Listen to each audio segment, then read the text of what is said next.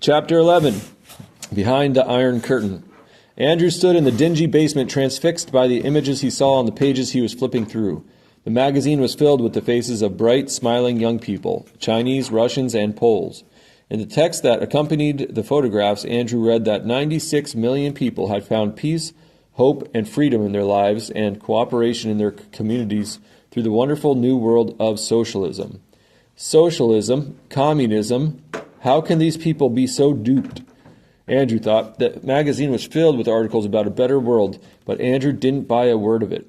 As he thought about the communists he had known, he certainly did not think that they held the key to a better world. He recalled one woman in particular. This woman, an avowed communist, had worked with Andrew at the chocolate factory in Alkmaar. She was the most joyless, cynical person Andrew had ever known. She could hardly keep a scowl off her face, and she deeply resented the prayer groups and evangelistic outings that Andrew planned for the workers. Once she had told Andrew that God was the invention of the exploiter class, and according to her, the wages that she and the other workers received for their labor were slave wages. And when Andrew had told her that he was leaving the factory, she looked him in the eye and said, "Yes, but the lies you've told are not leaving. You have hypnotized these people with your talk of salvation and pie in the sky. You've completely blinded them." That woman had nothing in common with the smiling, shiny-faced young people in the magazine. As Andrew was about to put the magazine down and pick up his suitcase, something in the magazine caught his eye. It was a half-page advertisement, an invitation to be part of a giant youth festival being held in Warsaw in July. "Everyone welcome," the advertisement read. "Everyone? I bet they don't want any Christian young people like me there." Andrew chuckled to himself, but as the words crossed his mind, a strange compulsion overcame him. Somehow he knew he had to write to the address in the advertisement and ask if they would be willing to send him the visa materials and passes to go to the youth festival. Knowing that communists did not like or welcome Christians, Andrew decided not to hide his reasons for wanting to attend the youth festival. He wrote a straightforward letter stating that he would like to hear firsthand the communist point of view and explain his own Christian perspective. He dropped the letter into the mail that night, not knowing what kind of response, if any, he would get. Within 2 weeks, Andrew had received a reply. Yes, the letter he received said the organizers of the youth festival would love to have Andrew come and listen to the superior ideology of communism, and he was welcome to debate Christianity with anyone as well. The letter also informed him that a special train was leaving from Amsterdam for Warsaw, and that because he was a student, he could get a discount on his train fare. And as if that were not surprising enough, identification passes fell out of the opened envelope. The letter was all the guidance Andrew needed. As soon as the training school was over, Andrew headed back to Holland to prepare for his trip to Warsaw, Poland. On the way to Holland, he stopped in to visit Mr. and Mrs. Hopkins in Kent. When he explained his new direction to them, at first Uncle Hoppy was shocked. "But you can't go behind the Iron Curtain, can you, lad?" he asked. The Iron Curtain was a term made famous by British Prime Minister Winston Churchill, who used it to signify the line that separated the West from the countries of Eastern Europe, where the Soviet Union had established puppet governments at the end of World War II. The letter was all the guidance Andrew needed. As soon as the training school was over, Andrew headed back to Holland to prepare for his trip to Warsaw, Poland. On the way to Holland, he stopped in to visit Mr. and Mrs. Hopkins in Kent. When he explained his new direction, at first Uncle Hoppy was shocked. "But you can't go behind the Iron Curtain, can you, lad?" he asked. The Iron Curtain was a term made famous by British Prime Minister Winston Churchill, who used it to signify the line that separated the West from the countries of Eastern Europe, where the Soviet Union had established puppet governments at the end of World War II. Traveling in these countries was very difficult, since visas were hard to come by, and travel there could also be dangerous, especially for Christians. Most communist leaders seemed to be paranoid about outside information and influences in their countries, especially when it came to matters like religion, which they saw as a challenge to their authority and as undermining communist values. "I don't know why I can't go behind the Iron Curtain. I've been invited, and I've been honest about why I want to go," Andrew replied. Uncle Hoppy nodded his head thoughtfully. "In that case, let me be the first one who blesses you on your journey," he said. With that, he reached into the pocket of his threadbare coat and pulled out a wad of 5-pound notes. He counted off some of them and handed them to Andrew. "This should get you on the way," he said, handing over the notes. "Be sure to keep in touch now." Holding the 5-pound notes in his hand, Andrew stood speechless. Uncle Hoppy was truly one of the most remarkable men he had ever met. Back in Holland, Andrew found St. Pancras as he had left it. Time seemed to stand still there. He had 1 week at home to see everyone and pack for his trip to Poland.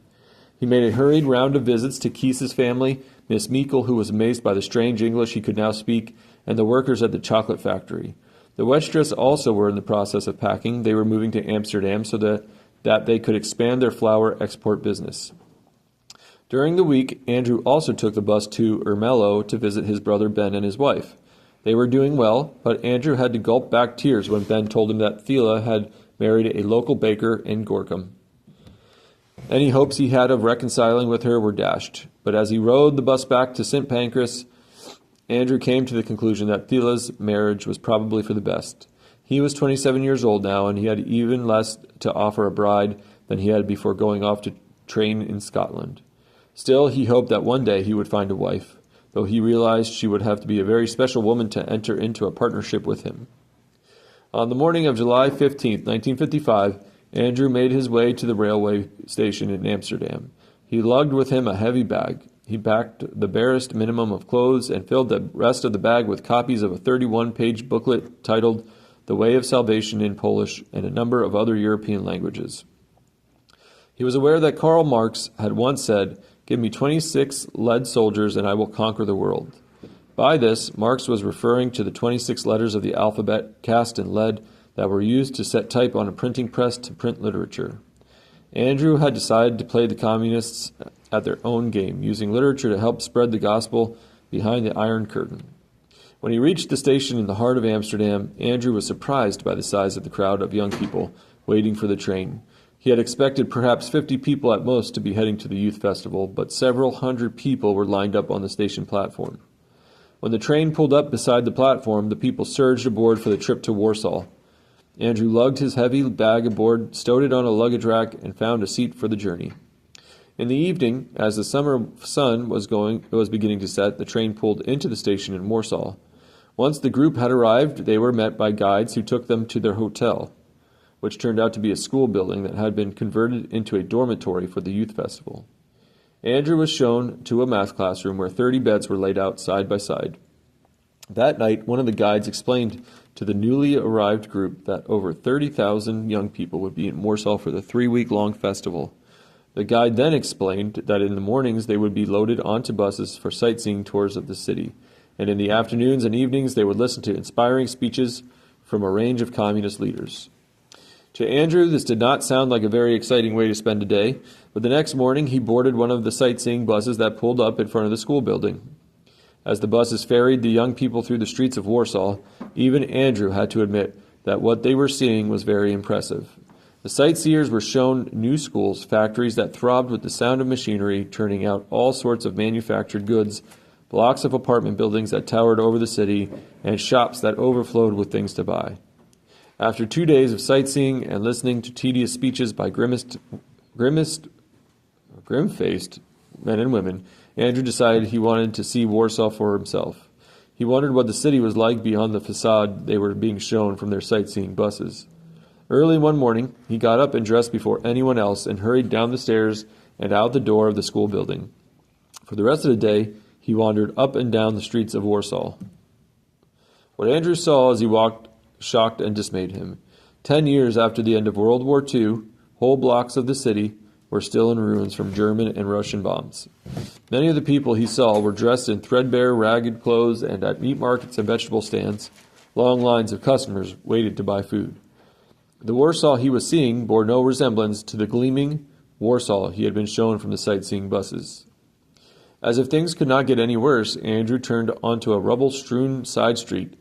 All the buildings on this street had been reduced to rubble by the bombing.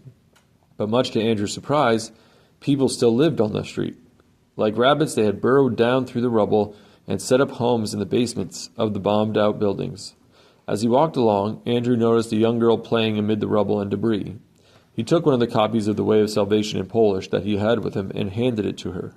She took the booklet and scampered away. Moments later, 2 heads appeared from amid a pile of rubble. A man and a woman, followed by the young girl, clambered out of the opening that led to their warren below ground.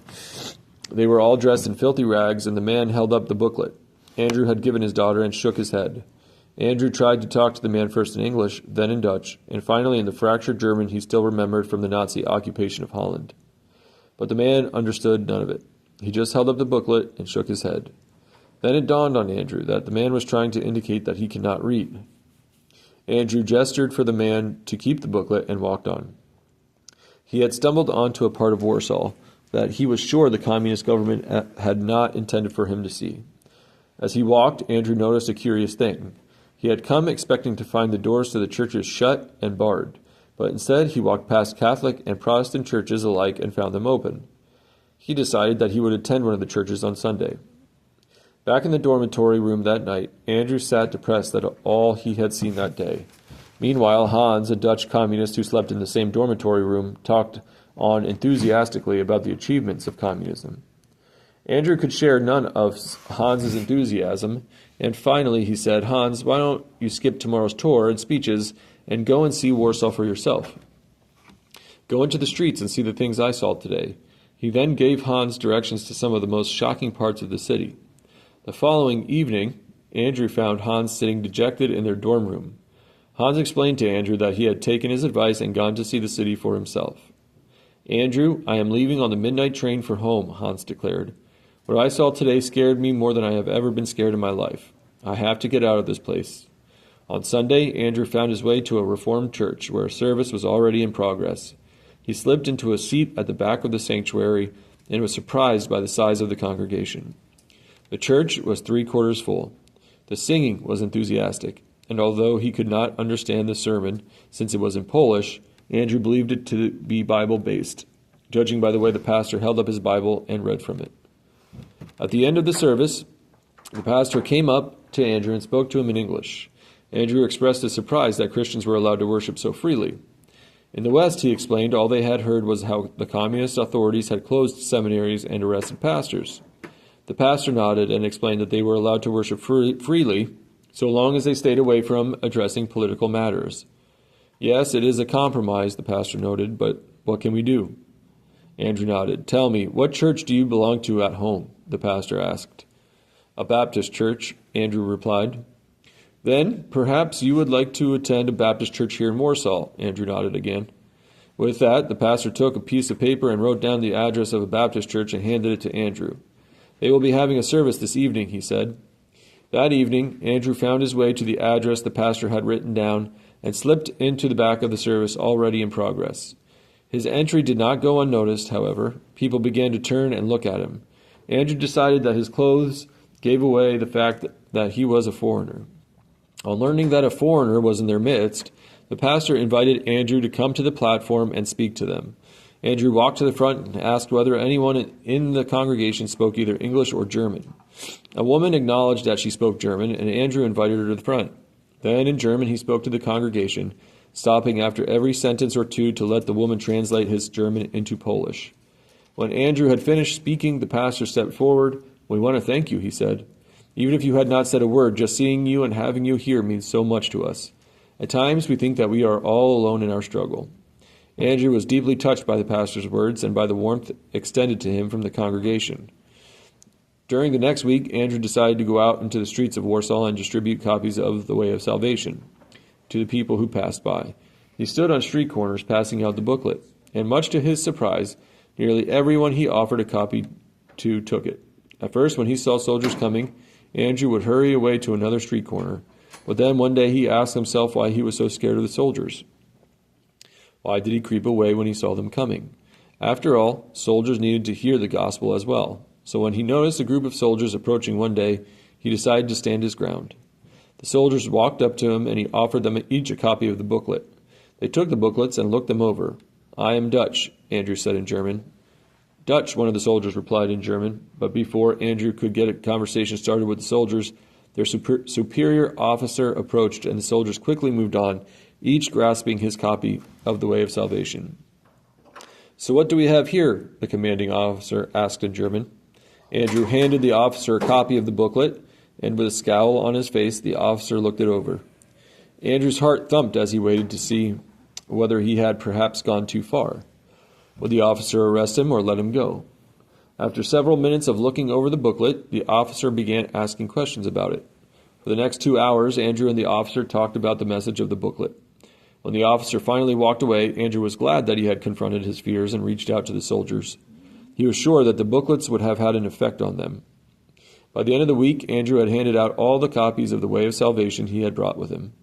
On the following Sunday, Andrew once again found a church to attend. While at the service, he was surprised to learn that there was a shop in Warsaw that sold Bibles. He got the address, and on Monday, he set out to find the store. Andrew walked through the streets of Warsaw until he came to the address on New World Street.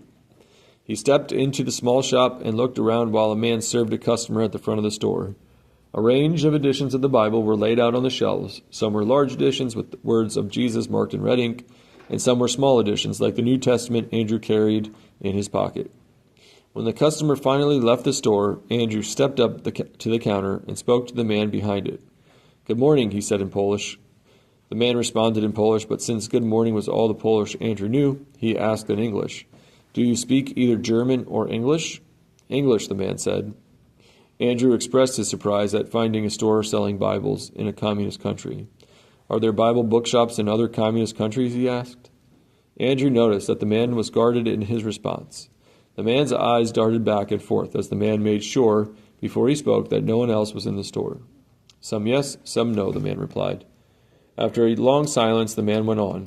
This time his voice was not much above a whisper, and Andrew had to lean in to hear what the man was saying. "I understand that in Russia Bibles are very scarce," the man said. "Fortunes are being made there with Bibles. A man will smuggle 10 Bibles into Russia and sell them for enough money to buy a motorcycle. He drives the motorcycle here to Poland or East Germany and sells it for profit. He then uses the profit to buy more Bibles that he smuggles into Russia and sells for a fortune, and so the cycle goes on." The man's words deeply impacted Andrew, and as he walked back to the mathematics classroom dormitory, Andrew pondered those words.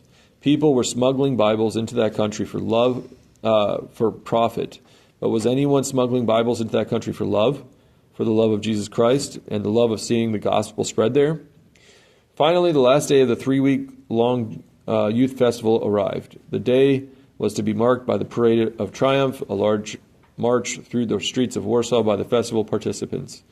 However, Andrew decided to forego the event. It was his last day in Poland, and he wanted to spend the time praying for the people he had spoken with and given the copies of the Way of Salvation to during his stay in Warsaw, as well as for the Polish people in general. Andrew was up early that morning. The sun was just climbing above the horizon to the east as he walked out into the street. He walked to one of the city's broad avenues and found a bench to sit on. As the golden rays of the sun warmed him, Andrew pulled the small New Testament from his pocket and laid it on his knee. He reflected on his time in Warsaw.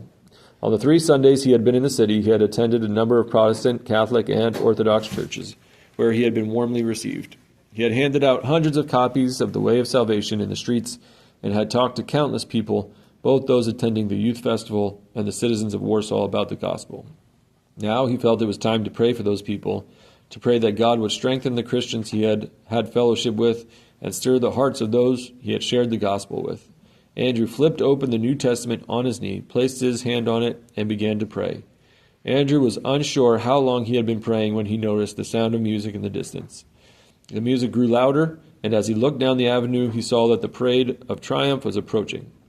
Soon a column of young people, 8 abreast, was marching past. The paraders sang loudly and shouted slogans at the top of their voices. Andrew looked at them. These were the evangelists of communism.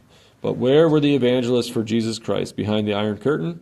As far as Andrew was aware, WEC had never sent a missionary behind the Iron Curtain, and he was sure that was probably the case for other denominations and mission organizations in the West. As he thought about this, Andrew looked down at the New Testament on his knee. The book was open to Revelation chapter 3, and he read the verse beside his index finger that was holding the book open. It was the 2nd verse of the chapter, and the words seemed to leap out at him. "Awake and strengthen what remains and is on the point of death." The words startled Andrew, and before he realized it, tears were streaming down his cheeks. Was God speaking to him? "Is this what you are saying to me, Lord?" Andrew prayed. "Are you telling me that my life's work is here behind the Iron Curtain, strengthening what remains?" It was a crazy idea. Andrew knew it. How could one young, unsupported Dutchman make a difference in such a large mission field? But no matter how he tried to dismiss the idea, Andrew could get rid of the feeling that God was speaking to him about his future. He was still pondering this when he climbed aboard the train late that afternoon for the journey back to Holland. Was God really giving him direction for his future ministry?